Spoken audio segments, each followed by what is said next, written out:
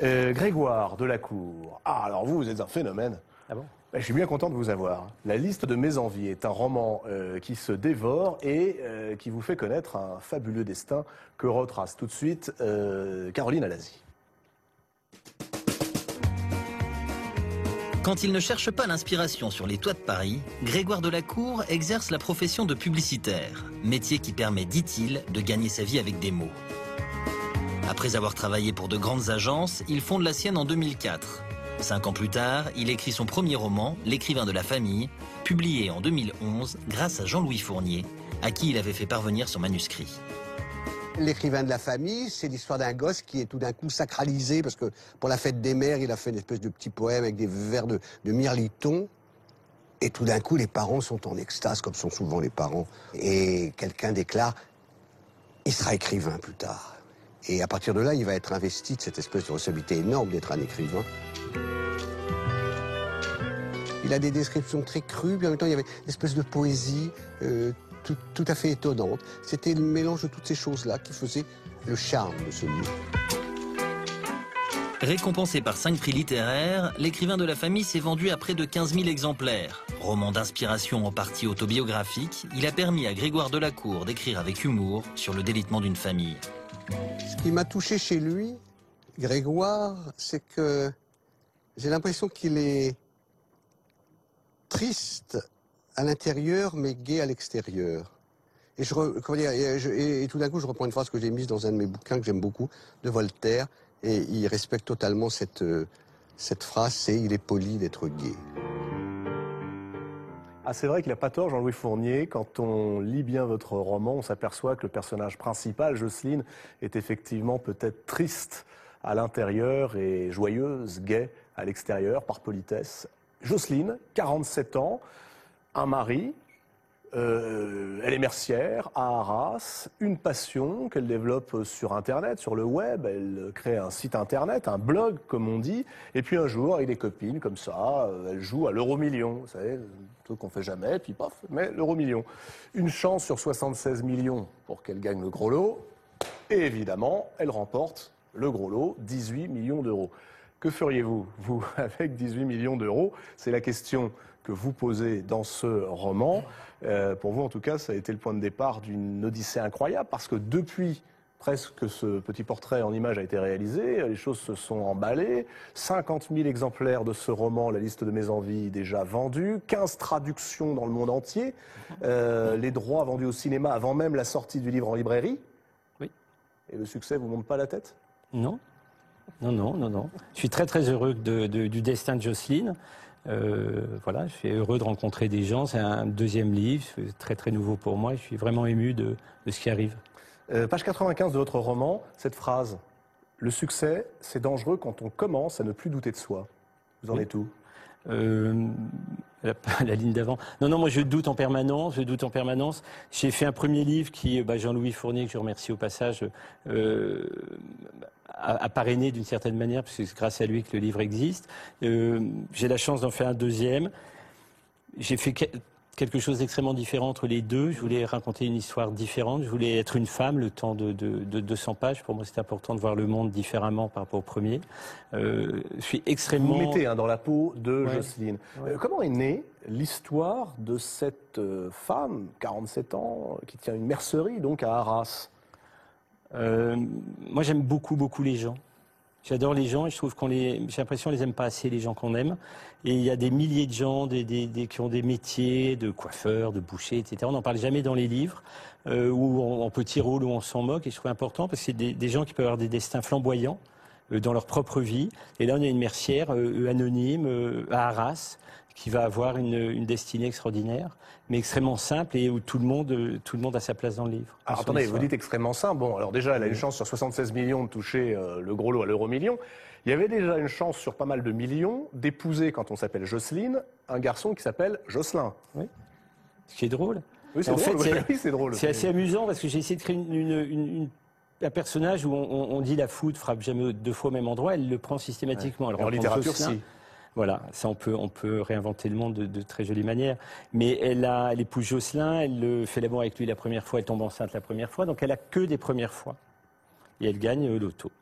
Et elle est bien embêtée. elle est bien embêtée. Parce que la question qu'elle pose est la suivante. Être heureux, est-ce que c'est se contenter de ce qu'on a ou bien est-ce décider de sa vie ?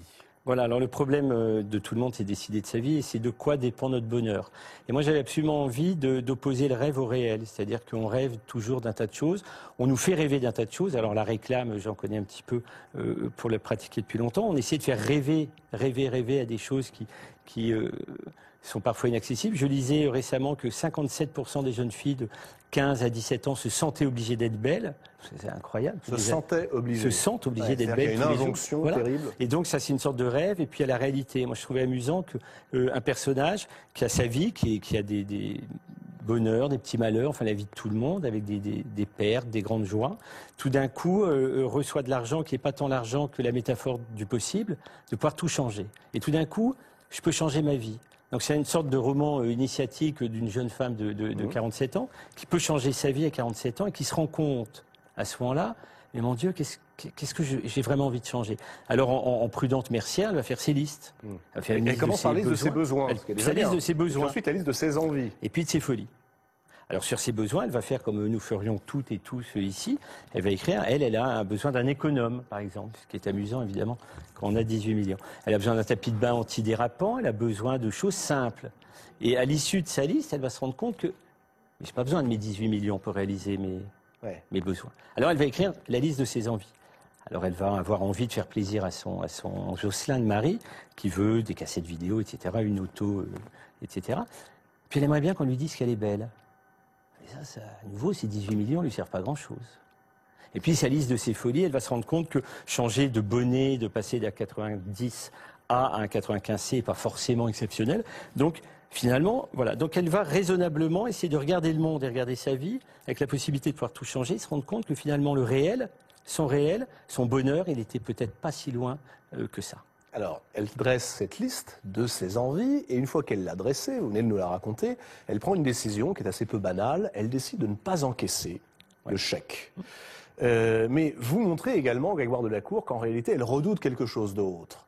Il n'y a pas simplement le fait que le bonheur est peut-être à portée de main, est-ce qu'il n'y a pas aussi le fait que si je touche ce chèque, si je deviens effectivement millionnaire, ma relation à l'autre, à mon mari, à celui qui me connaît tel que je suis, va être modifiée, désagrégée? Absolument. Elle a peur d'une chose, c'est qu'en étant riche, elle ne soit plus aimée pour elle-même. Et elle a peur d'une autre chose qui la terrifie, c'est qu'elle risque de voir le monde différemment. Et elle le dit, je crois, à un moment, elle dit qu'en étant riche, c'est terrible d'être riche parce qu'on voit tout ce qui est moche. Puisqu'on est riche, on a l'arrogance de pouvoir penser qu'on pourrait tout changer. Est-ce qu'elle pense à un moment que si elle est riche à deux, c'est-à-dire avec son Jocelyn, elle risque de voir le Jocelyn en question partir ailleurs, seul ou avec quelqu'un d'autre? Oui. Je pense que les hommes ont cette indélicatesse-là absolument. Il y a toujours un risque quand la raison pour laquelle on s'est aimé change de façon aussi énorme que le rapport entre un couple évolue, bien sûr. Il y a des passages très très drôles dans ce livre, notamment celui, page 67, où il faudrait qu'elle va, non pas encaisser le chèque, mais enfin, vous savez, on doit aller à la loterie nationale, chercher, se présenter, et puis alors là, on vous met entre les mains d'un psychologue. Ça, c'est formidable. Le psychologue, quelle est la véritable maladie dont parlent les psys quand on touche une pareille somme d'argent, selon vous? Je me souviens plus mais je me souviens de la scène absolument c'est terrifiant cette scène. J'ai été documenté sur cette affaire et les gens se font pas engueuler, mais presque, de dire voilà ce qui va vous arriver, jusqu'à des gens... En gros, vous êtes riche, donc c'est une maladie, faites très attention. Oui, c'est une maladie, on va vouloir vous prendre votre argent, vous allez recevoir des demandes de mamans d'enfants malades pour faire des ascenseurs dans la maison, un chien brûlé, on va essayer de vous faire investir dans un chenil, etc.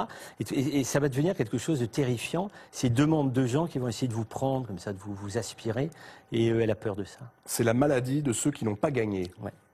Ce sont leurs propres peurs qu'ils essayent de m'inoculer comme un vaccin du mal. Je proteste. Il y a quand même des gens qui ont survécu à 18 millions.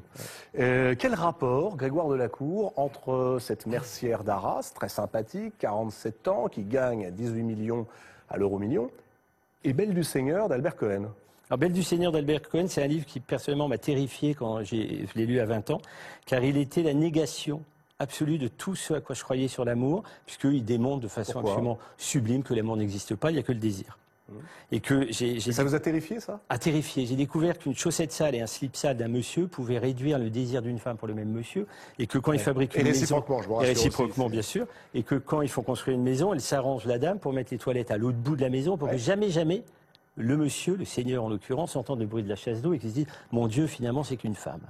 Donc j'ai trouvé ça à 20 ans terrifiant. Donc c'est un livre qu'elle lit également à 20 ans et qui va la terrifier sur la solidité du sentiment amoureux du dit monsieur. Est-ce qu'il n'y a pas aussi une chose qui affleure dans votre roman, c'est l'idée qu'après tout, tant qu'on est dans l'envie, tant qu'on est dans la tentation, dans le possible, l'amour dure, alors qu'une fois qu'il est réalisé, que l'envie, la liste des envies devient une réalité, puisqu'on a nos 18 millions, alors là, l'envie cède la place à l'ennui.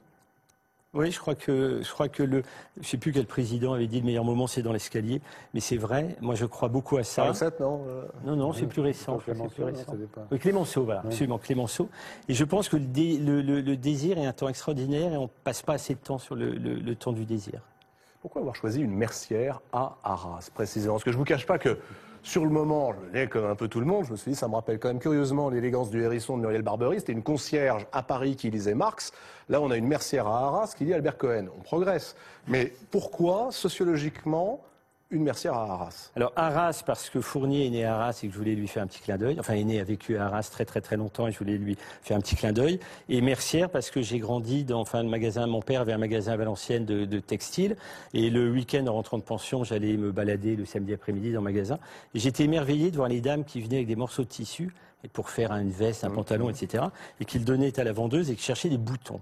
Et elle regardait des boutons nacrés, des boutons en ivoire, en bois, de façon aussi émerveillée qu'aujourd'hui une paire de chaussures ou un sac d'une grande maison. Il y avait une vraie émotion dans l'idée que ces femmes allaient partir et faire quelque chose. Et j'avais envie d'une femme qui fait quelque chose avec ses mains.